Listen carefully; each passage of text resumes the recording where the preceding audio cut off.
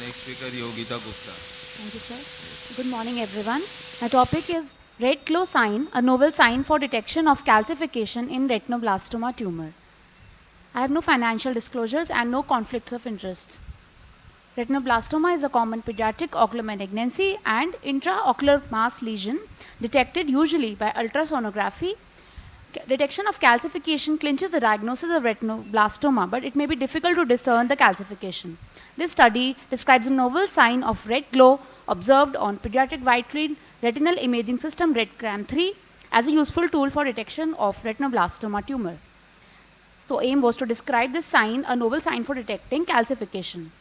Its study design was prospective observational case series done at a tertiary care hospital and cases of retinoblastoma aged less than equal to 5 years attending the specialty clinic and undergoing routine examinations under anesthesia were included.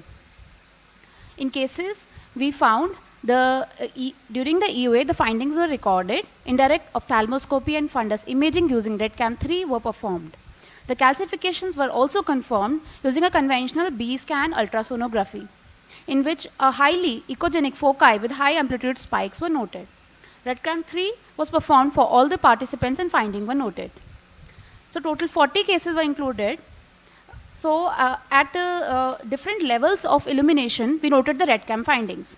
Mean age was 3.4 years, gender distribution, males 57.5%, and all 100% of eyes demonstrated this sign, that is a light scattering effect, red glow, observed when illumination level of RETCAM3 was raised.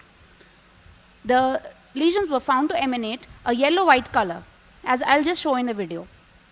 So left, the image is in a low level of illumination, nearly 20 lux units, and the lesion is having a faded appearance.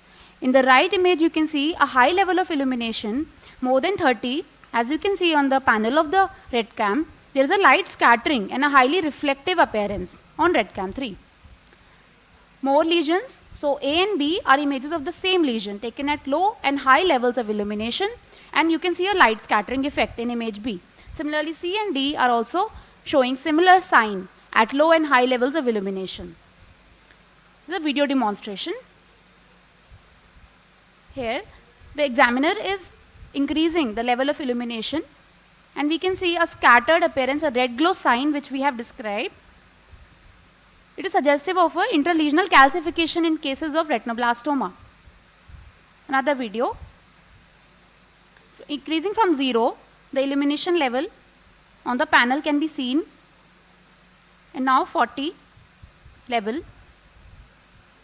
So here we are seeing a high scattering from the lesion, now reducing it to 20, and at most lesions after 30, they give a huge scattering effect. So intraocular calcification is a diagnostic marker for retinoblastoma. Studies confirm the calcifications are present in nearly 85% of retinoblastoma lesions, and it is a great differentiating point from simulating lesions. And current standard diagnosis is through ultrasonography B-scan.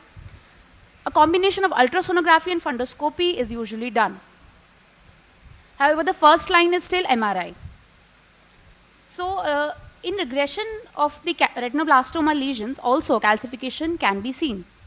So, this is one limitation of my study, that we do not differentiate the appearance of the calcification, how they look in active lesion versus the regressing lesions.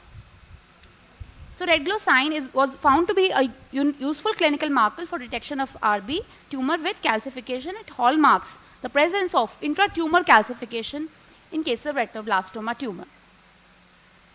Thank you. I acknowledge my retinoblastoma team. Yogita, I have lots of questions for you. First is, where are you practicing? I am currently assistant professor at Lady Hardinge Medical College. Okay, and do you have a RETCAM there? No. So how do you propose that most people like you, me, and others who don't have access to a RETCAM will be doing their retinoblastoma diagnosis? How? Mostly through ultrasonography and Mostly MRI. through clinical evaluation. right, the clinical evaluation, and then you'll confirm on the ultrasound.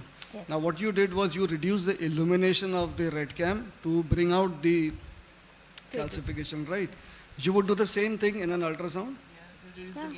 right? Yes. You would reduce No, the gain. no, not increase the gain. You would reduce the gain to do the exactly the same thing. You would, like Yes, you yes, reduce the illumination in your red cam, you would reduce the gain on an ultrasound and get those high spikes which will persist in spite of you having reduced the gain. Yeah. So the reflectivity from the rest of the tumor would be reduced, but your spikes would still stand out. Exactly what you did with the red cam. Now what is the difference in price between an ultrasound Yes. and a red cam? So that's a huge difference. And also, did you That's a do huge difference, and it's not practical to advise a RedCam 3 for all the institutions, but it's just a sign that we observe. And in EUA, if we have RedCam 3, then no need to go for an ultrasound to reduce the time of EUA. That's it. Is there any comparative analysis you did as with respect to your sign and any false positive or false negatives with respect to ultrasound findings? Yes, with ultrasound we could get, but 100% was showing this lesion, so the No, no. sensitivity. So all of the patients also showed hyperreflective foci Yes, on yes, ultrasound? yes, yes, ma'am. So what is the value add of the sign?